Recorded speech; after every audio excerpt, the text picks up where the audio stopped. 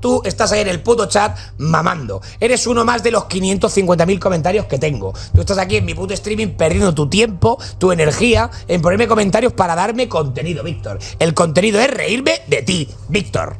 Para que lo sepas, para que lo entiendas, ¿vale, Víctor? Brother, he llegado a Master, ¿qué estás hablando? Y yo, no te jode. Y yo, ¿qué coño me estás contando? Yo también he llegado a Master. Si no te importa perder, ¿por qué te pones así de tonto? Me pongo como me sale de los cojones, ¿qué te parece? Vaya payaso, el payaso eres tú, hermano. Que tienes que ir soltando por chats a streamer. Te pones muy gallito por aquí. Te pones muy gallito por aquí. Víctor? Y a lo mejor, seguramente estás comiendo Doritos en casa de tu madre. Te pones muy gallito por aquí. Pero seguramente si me ves por la calle... Mira, si me ves por la calle, te cobro la foto a 5 euros. Si me ves por la calle. Tonto.